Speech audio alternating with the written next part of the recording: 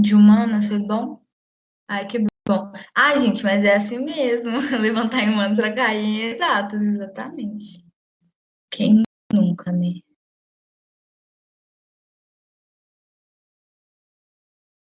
Eu, inclusive, quando eu fiz Enem, não tô falando que é para vocês fazerem isso, mas quando eu fiz Enem, eu não foquei em matemática e ciência da natureza.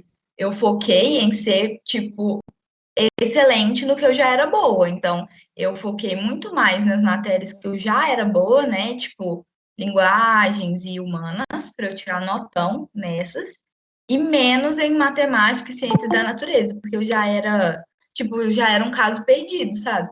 Não é que vocês têm que fazer isso, não sei, né, gente? Funcionou para mim, eu não sei se funciona para todo mundo, mas só para vocês saberem, isso também é uma opção. Mas, né, depois vocês fazem aí dar errado, não bota a culpa em mim, não. Vocês que sabem se é bom ou não. Mas pra mim deu certo. Né, gente? Pois é. Quando, pra mim, quando separou, né, porque antes não era. Essa separação aconteceu no ano que eu fiz, né, pra valer, que foi 2017. Aí eu cheguei a fazer o Enem nos dois formatos. E nesse, quando teve essa divisão nova de matérias, pra mim é tipo assim, tudo que eu gosto num dia e tudo que eu odeio no outro. Então é isso, né? Mas bora começar então, gente. Vocês estão vendo minha tela?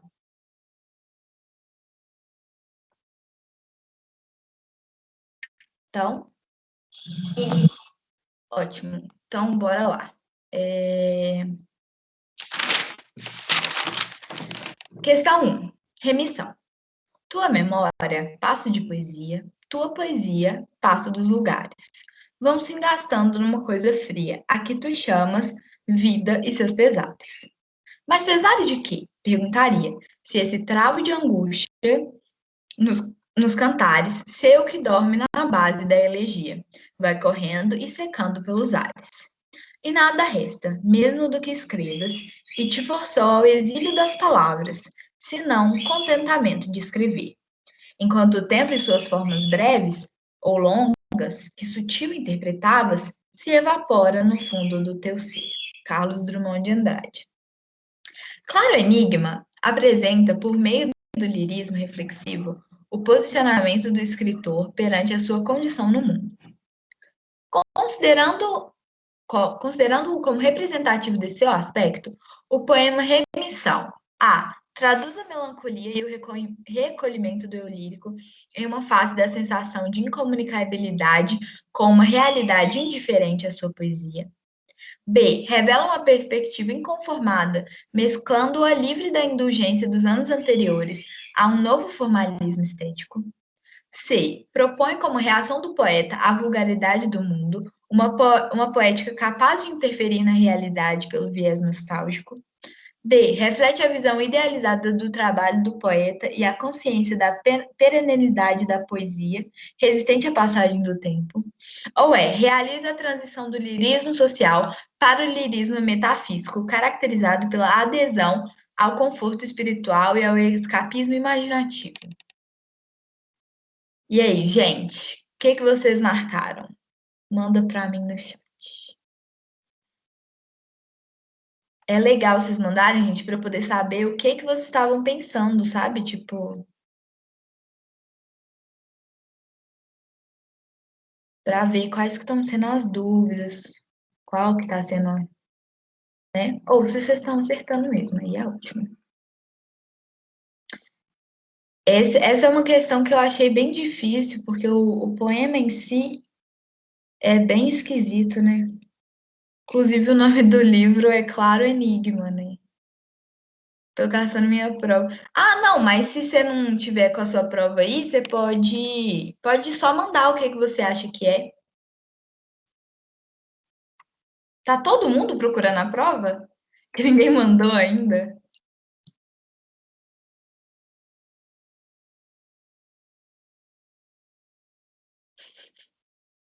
Gente, não fala o que que vocês acham que é, não precisa ser necessariamente o que vocês colocaram na prova. Mas provavelmente o que vocês vão achar que é agora é o mesmo que vocês colocaram na prova.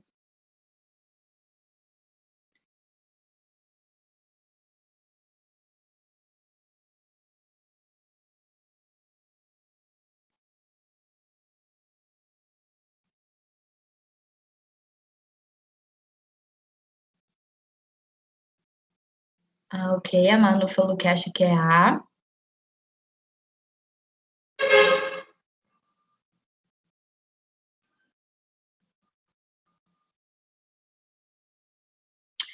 Nós, gente, esse cigarro começou a cantar, eu lembrei de uma coisa.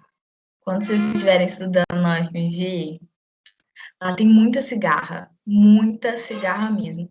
E se vocês forem fazer algum curso de humanas, eu posso assegurar a vocês que em setembro vocês vão estar indo de boa para a aula. Você chega para ter aula no CAD, você quase não escuta o professor, de tanta cigarra que tem. Espero que vocês não tenham medo de cigarro, porque tem gente que tem, né? Tem uma amiga que morre de medo de cigarro. Então, só para vocês saberem, lá na UFMG é o paraíso das cigarras. Eu fiz o CP 2018, 2019. A gente ficava surda mesmo. Não, pois é, você quase não escuta o que o professor está falando. Gente, vamos lá, só a Manu que deu a resposta aí. O que vocês acham que é? Quase atropelou ele no meio da prova. Pois é, gente, você tem que ficar esperto com as cigarras lá, não? Manda aí, galera, o que vocês acham que é? O que esse poema quer dizer? Lembrando do posicionamento do Carlos Drummond de Andrade perante a sua condição no mundo, aquela ideia lá do ghost, de não se encaixar. Já estou começando a dar resposta, né? Beleza, mais algumas pessoas falaram A.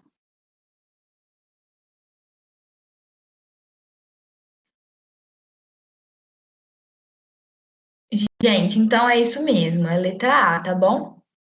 Acho que ninguém falou outra, né? Muito bem, gente. Essa questão ela é bem difícil, né? Por causa da poesia em si, que é uma poesia bem, né? Meio esquisita, mas é isso mesmo. O que ele quer dizer aqui perante a sua condição no mundo, né? Que o Carlos Drummond de Andrade sempre dá aquela ideia de que ele se sente isolado do mundo, é isso mesmo. A melancolia e o recolhimento biolírico, em fato, se dá a sensação de incomunicabilidade como realidade indiferente à sua poesia, ou seja, ele sente, igual eu falei com vocês do que ele sente que ele faz poesia, mas ele sabe que a poesia em si não resolve os problemas da vida, né? Então é muito isso. E ele sente que ele não consegue se comunicar com a sociedade, que ele não está incluído. É assim que ele sempre se porta, né?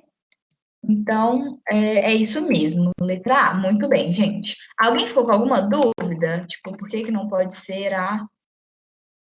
Acho que não, né? Se tiver, vocês podem falar que a gente volta. Mas vamos então para a questão 2. O trecho a seguir, extraído do capítulo 1 do livro Verão no Aquário, de Lígia Fagundes Telles, traz pela recordação da personagem Raíza o diálogo entre a professora de piano e uma outra senhora. Leiam para responder a questão. Adiante ficava a saleta da minha mãe, aquela mãe silenciosa, sempre vestida de branco, uns vestidos tão leves que me faziam pensar na história da sereiazinha que se transformara em espuma, ou seja, da Pequena Sereia, né? Porque é um livro, né, gente? A Pequena Sereia. Eu podia estender-me no chão e ali ficar desenhando nas folhas que ela me atirasse. Pena não saber o que era esfinge, para então desenhar uma, e seria o retrato da minha mãe. É uma esfinge? Disse Dona Leonora, a mulher dos tricôs. Esfinge? Repetiu a mulherzinha, parando nas agulhas no ar. E o marido? É um farmacêutico fracassado. Bebe demais, você não sabia? Está sempre escondido no sótão em companhia do irmão. Um tipo meio louco, vive cortando as coisas. A família inteira é esquisitíssima, esquisitíssima. A mãe é a única que me inspira confiança. Diz que é escritora. Mas escreve o quê? E Dona Leonora batendo impaciente com o leque no piano para marcar o compasso. Quem é que sabe? A mulher é uma esfinge. Então, Lígia Fagundes Telles. Considerando a leitura da obra, a mãe é avaliada reiteradamente, segundo Dona Leonora, como uma pessoa A. Vulnerável. B. Enigmática. C. Soberba. D. Apática ou é egoísta. O que significa isso? Falar que ela é uma esfinge.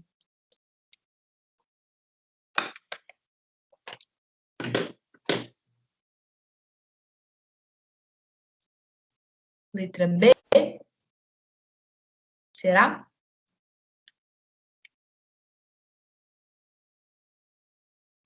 B ou D? Beleza, vamos analisar.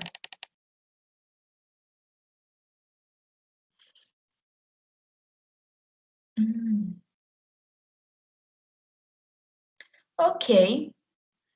Achei interessante a Larissa ter falado B ou D, porque assim,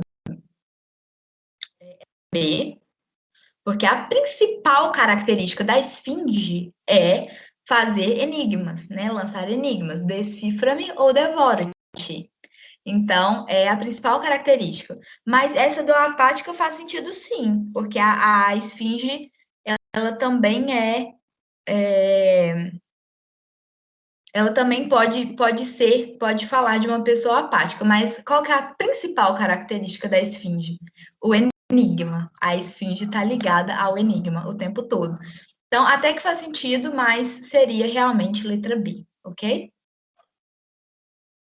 E também você tem que pensar o que significa isso no texto, né? No texto, por que a mulher chamou a outra de esfinge? Porque ela não sabe nada sobre ela. Então, ela é um enigma, ela é enigmática, ela não é apática, sabe? Ela é uma pessoa de que, não sei o que ela escreve, não sei o que ela faz, não sei. É um enigma para mim. Então, agora vamos para a questão 3. Ok, aqui, gente, uma questão, né, que é bem, apesar dela não ter caído no Enem, ela é bem estilo Enem, porque mistura, né, vários tipos de texto diferentes, né? A gente tem aqui um quadro e alguns trechos de outros textos, então isso é bem Enem mesmo, e muito importante, né? O herói deu um espirro e botou o corpo.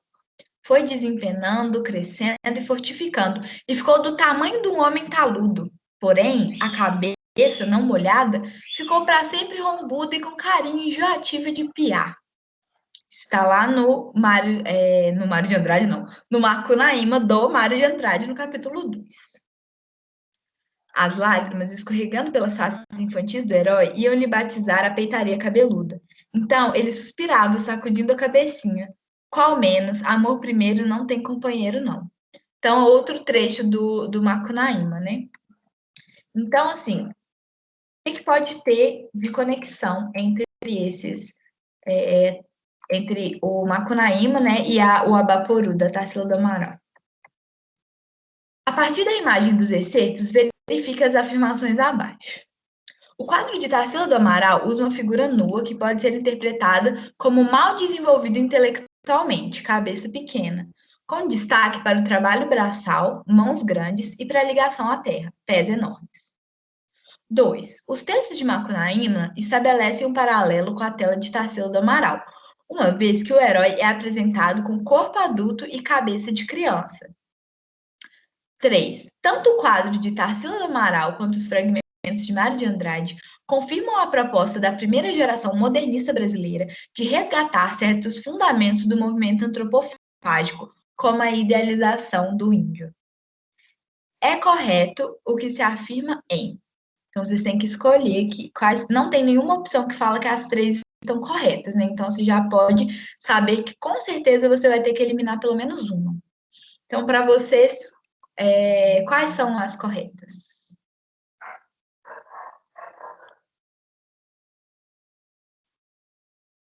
É isso que a Camila falou de alternativas certas e muito certas.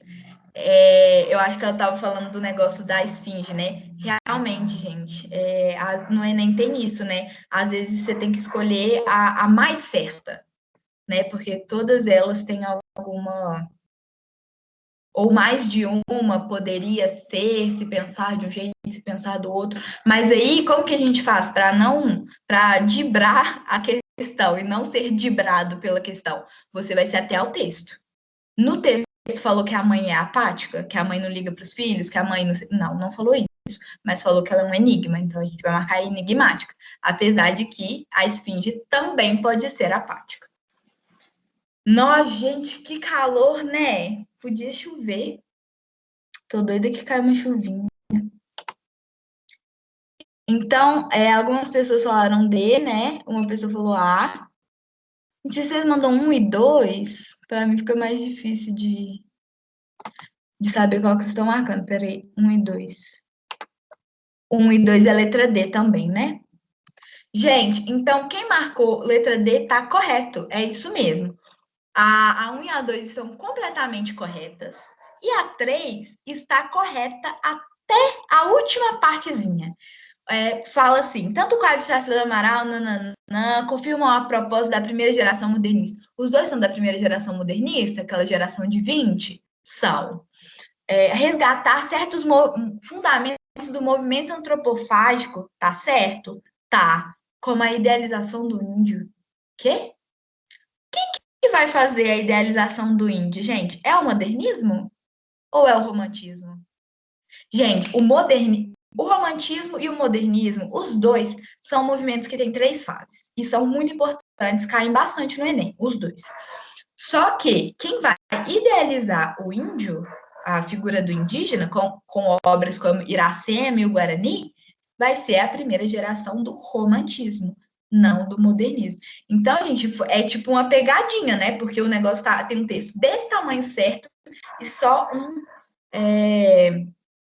um pouquinho de erro. Se tivesse um ponto final em movimento antropofágico, estaria correto. E aí, teve uma pessoa que marcou A, né? Ou seja, só um correto. Então, por que a 2 está correta?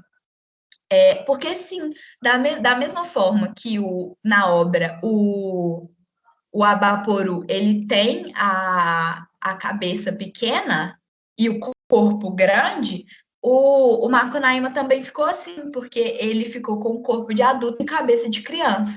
Então, sim, a gente pode falar que tem um paralelo entre eles. Então, agora vamos para a questão 4.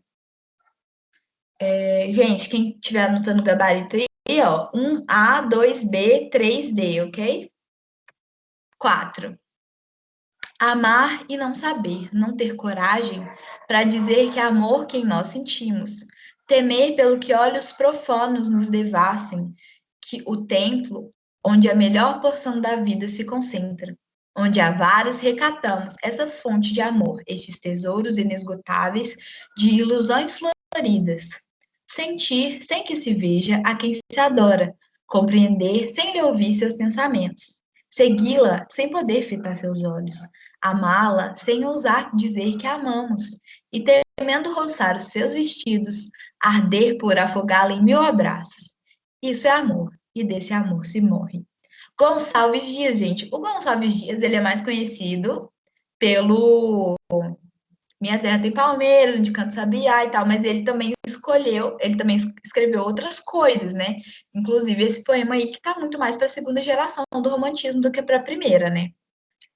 Eu tenho que parar de falar, porque às vezes, gente, se eu fosse professora de matemática, eu ia ser a professora que dá aula assim, gente, quanto que 2 mais 2 é 4? Porque eu começo a falar e quando eu vejo, eu já dei a resposta. Mas dessa vez eu não dei a resposta, apesar de estar falando muito.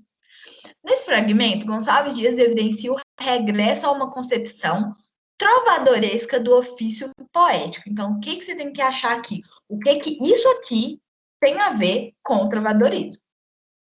A leitura do fragmento permite inferir que o eu lírico A. Confessa ser submisso e servil à mulher pretendida. B. Faz uma forte exaltação do seu desejo carnal não revelado. C. Busca fugir da mulher amada para não sofrer demasiadamente. D. Ressalta que o amor é um sentimento forte e cruel que nos leva à dor.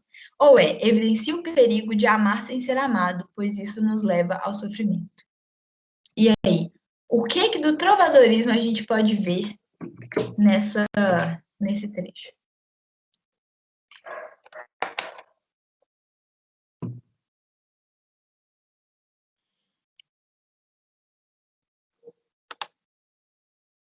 Ei, Raíssa, tudo bem, sem problemas. No final da aula eu vou passar de novo a lista, aí você não esquece de colocar seu nome lá, não.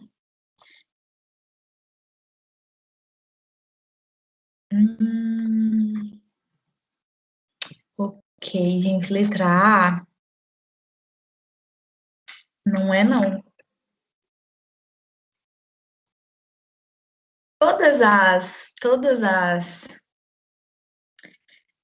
coisas que tem aqui, todas as opções, elas são características do trovadorismo, tá? Então não tem nenhuma que a gente pode eliminar e falar assim, não, isso aqui não é do trovadorismo, tchau. Não tem. Mas olha só, confesse ser submissa e serviu a mulher pretendida. Então, não tem nada aqui que indique que esse homem queira servir a mulher amada. Não tem nada assim. Sabe por quê? Lá no trovadorismo, o simulado está marcado como A? Sério mesmo? Gente, mas qual o sentido disso? Eu vou ter que. Gente, mas qual o sentido disso? Tá bom, eu vou olhar lá.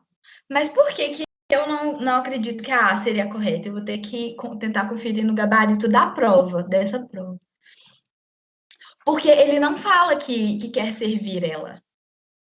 O que eu entendi dessa questão faz uma forte exaltação do seu desejo carnal não revelado, porque ele fica falando assim, temer que olhos profanos nos devassem, se concentra onde recatamos, recato, que é o contrário do desejo carnal, né?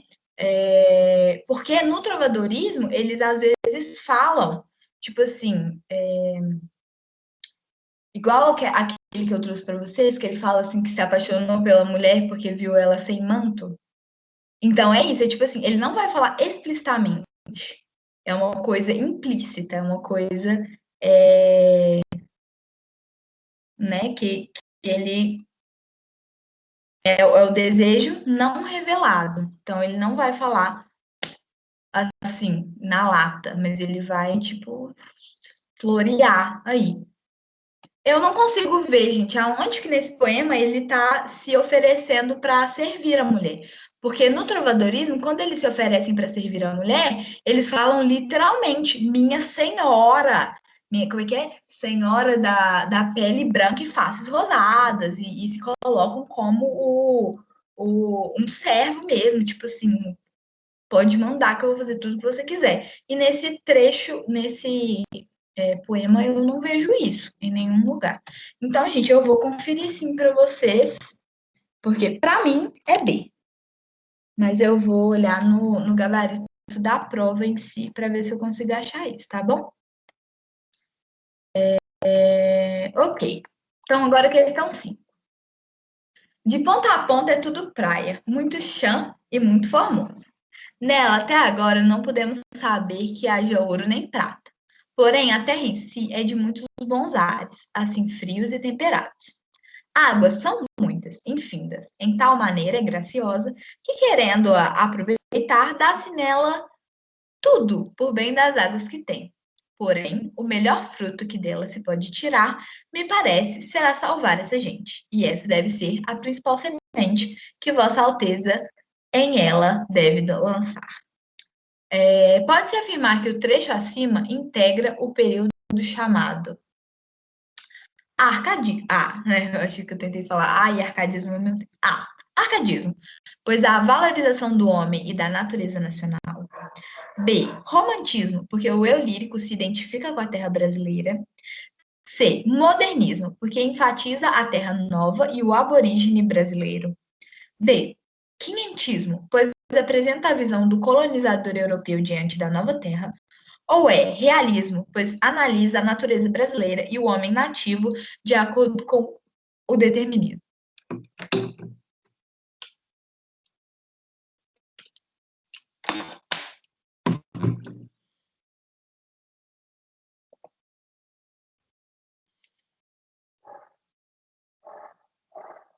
Letra D.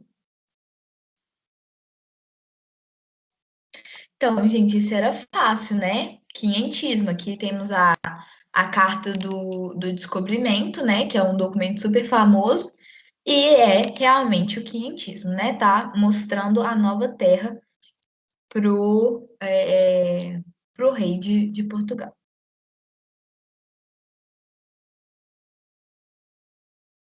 Ok. Então, agora, questão 6.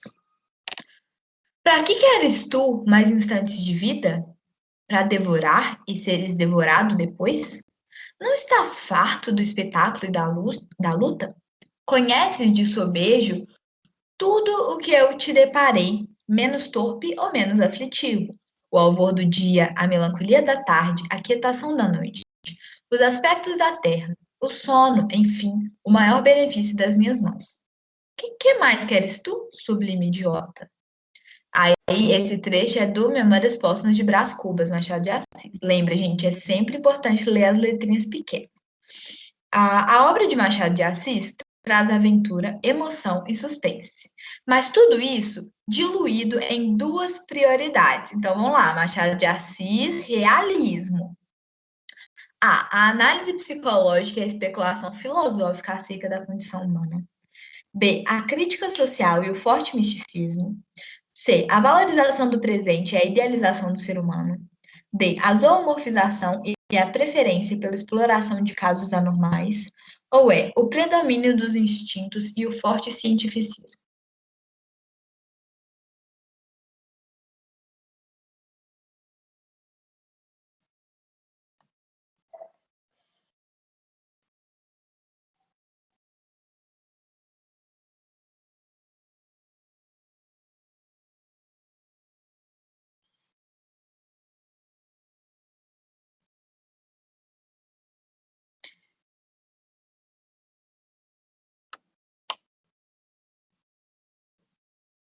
Ok, muitos as.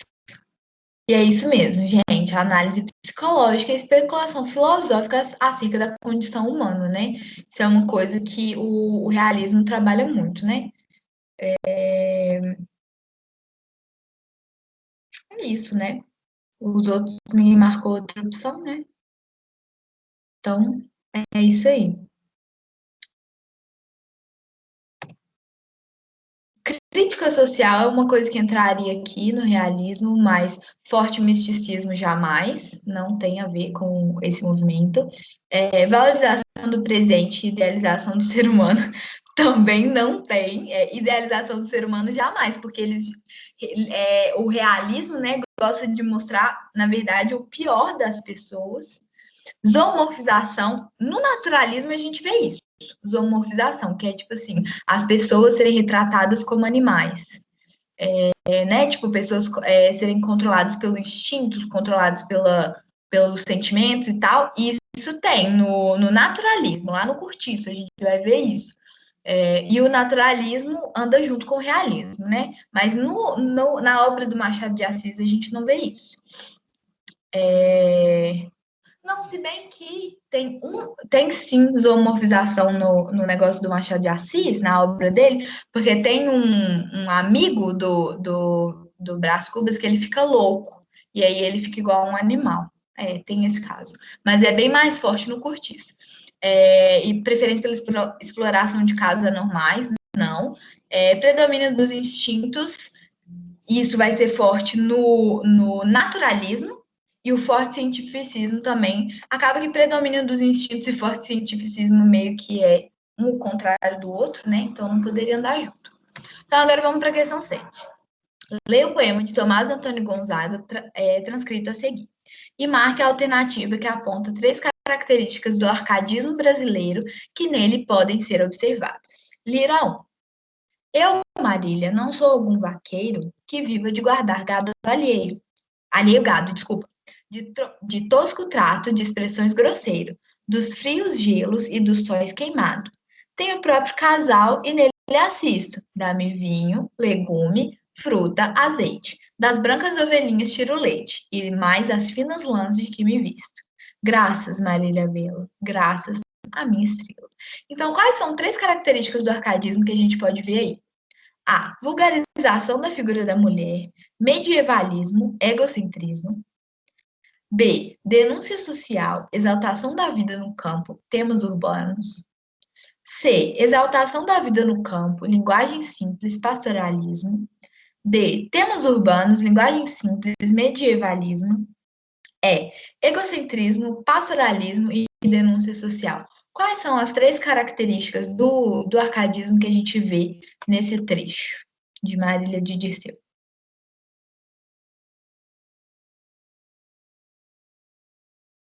Ah, está podre. Gente, vulgarização da figura da mulher não tem nada a ver com arcadismo. Nem nenhuma escola literária, na verdade.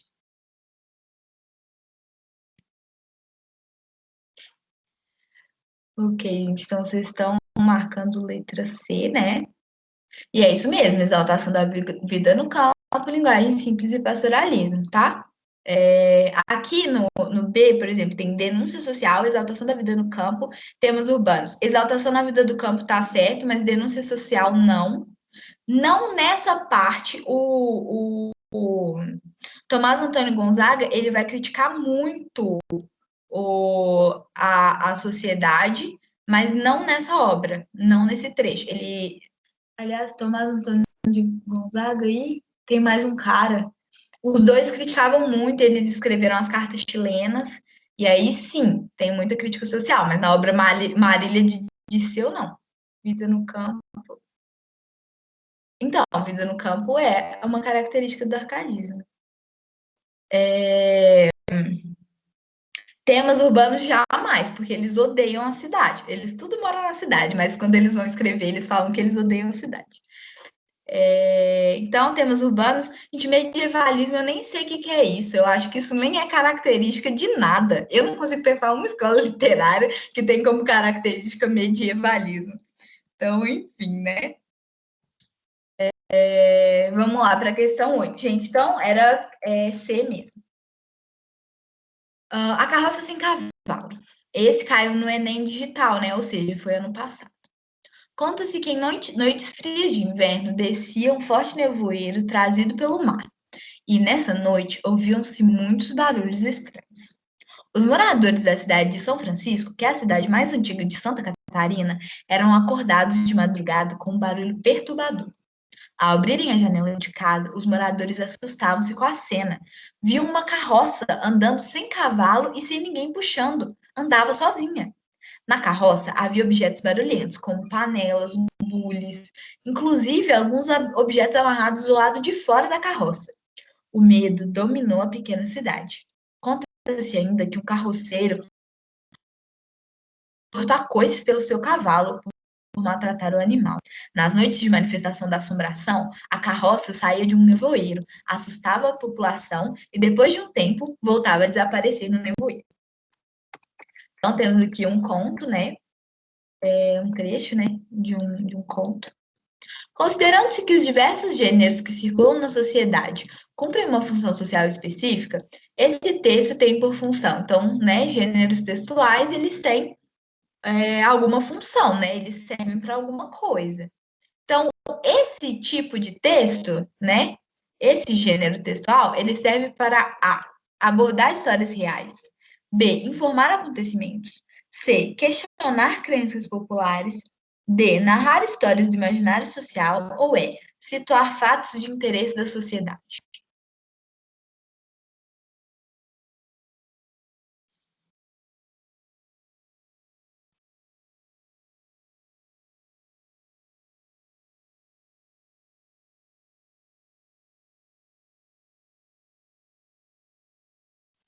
Então, muito D, né? Narrar histórias do imaginário social.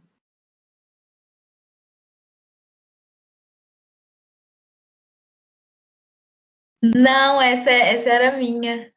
Mas realmente ela é. É porque assim, né, gente? Até hoje não entrei num consenso totalmente sobre se eu deveria dar aula de gêneros e tipos textuais ou não. Porque ano passado eu dei e a professora de português também deu. Aí eu fiquei assim. Mas eu acho que isso é matéria de literatura. Porque, eu tenho que explicar para vocês os gêneros e os tipos textuais para a gente poder estudar literatura. Mas aí esse ano eu nem dei, porque eu falei assim, a professora de português vai dar mesmo.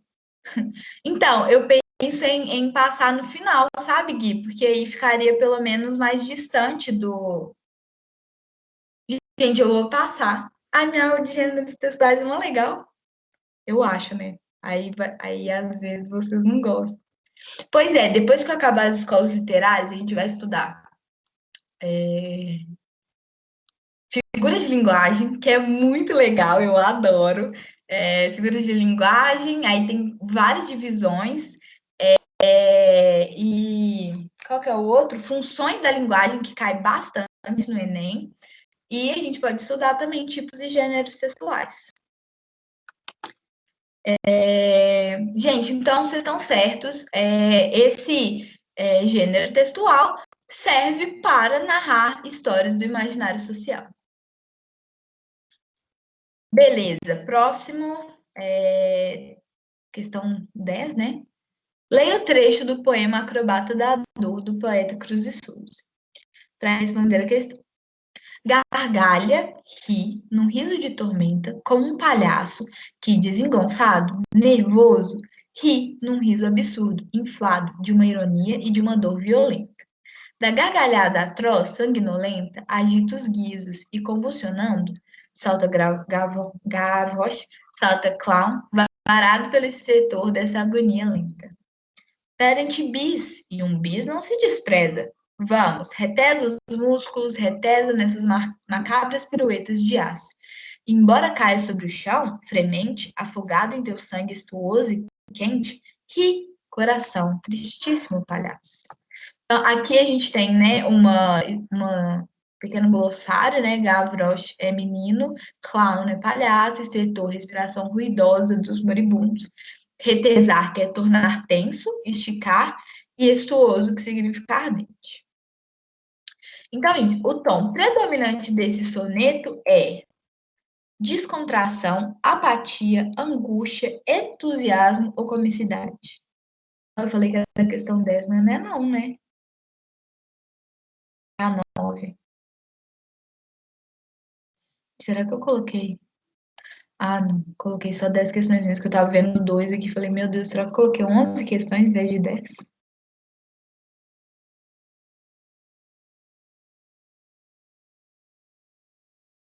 Ai, gente, esse texto é super triste. Mas ele é de quem também? Do Cruz e Souza, né?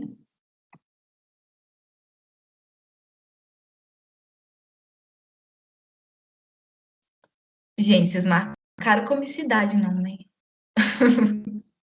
Espero que não. Tá, então algumas pessoas marcaram D, outras marcaram. Não, vocês marcaram quase todas, né?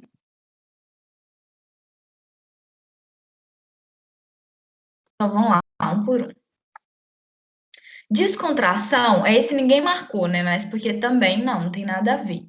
B, apatia. Gente, apatia é quando você não tá, tipo, você tá só aceitando a situação, você não tá nem mais incomodado com aquilo, você tá apático, não tá reagindo, você tá com cara de nada. E não é isso. Olha, não dá para dizer que esse texto é apático, que ele não tá carregado de sentimento. C, angústia, que é a resposta correta, né? Ele está angustiado, porque, olha, ele usa de ironia, quando ele fala gargalha, ri, não é nada disso, não tem nada a ver com alegria, num riso de tormenta. Gente, quando eu leio esse texto, um personagem me vem à mente. Vamos ver se vocês conseguem acertar. Em quem que eu penso quando eu leio esse trecho? Vamos ver se Coringa, exatamente. Ele não é um palhaço feliz. Ele é um palhaço atormentado. Então, esse texto, pra você ver, né, velho? Se o Cruz de Souza tivesse vivo, ele podia até pedir, como é que é? Direitos autorais no Coringa. Ah, tá. Essa questão ficou mais no final, então, né?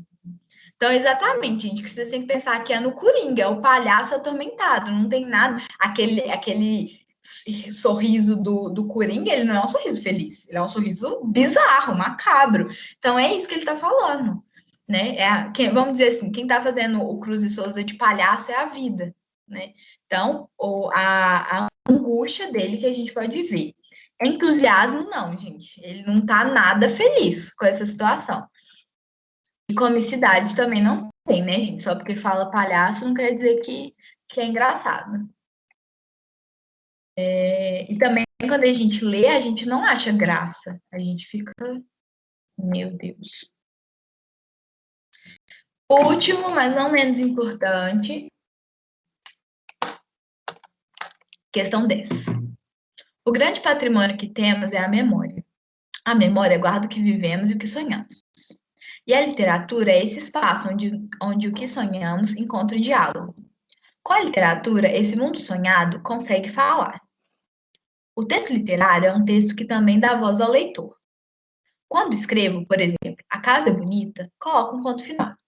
Quando você lê para uma criança, A Casa é Bonita, para ela pode significar a que tem pai e mãe. Para outra criança, Casa Bonita é a que tem comida. Para outra, a que tem colchão. Eu não sei o que é casa bonita, quem sabe é o leitor. A importância para mim da literatura é também acreditar que o cidadão possui a palavra. O texto literário dá a palavra ao leitor. O texto literário convida o leitor a se dizer diante dele. Isso é o que há de mais importante para mim na literatura. Bartolomeu Campos de Queiroz, uma entrevista, né? Segundo o autor, o texto literário A. permite diversas interpretações, B. rejeita o sonho, a imaginação, C. prescinde do leitor, D. refuta o diálogo ou E. se atém ao fato.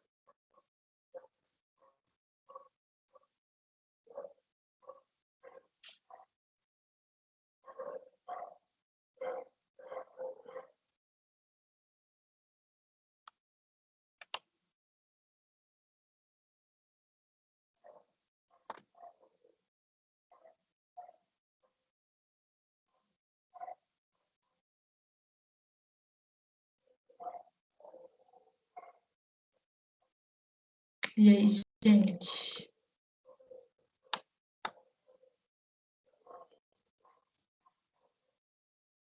Letra A.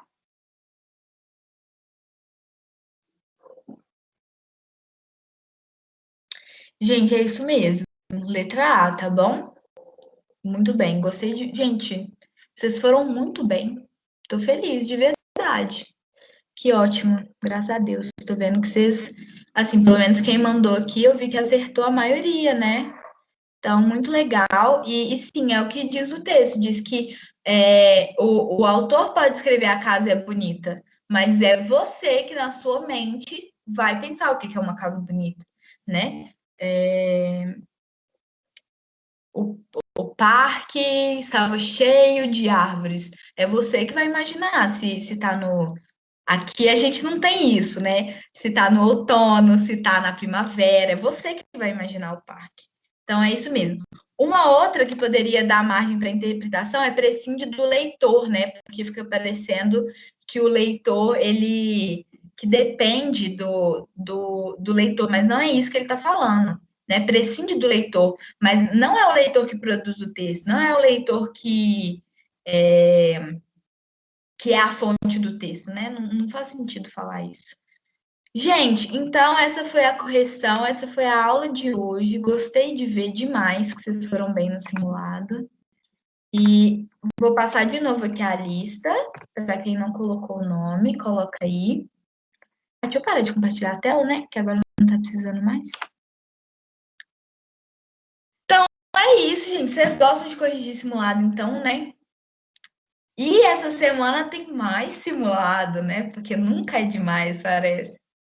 Então, a gente pode corrigir o do próximo também. Nesse simulado cai só o que vocês já tiveram até agora. Nesse outro caiu matéria nova também, né? Igual caiu o texto da Lígia Fagundes Telles, eu não tinha dado aula dela ainda, né? Eu dei aula dela semana passada. Mas é isso, então. Beijo, gente. Até mais. Nem recuperei do último. Pois é, velho.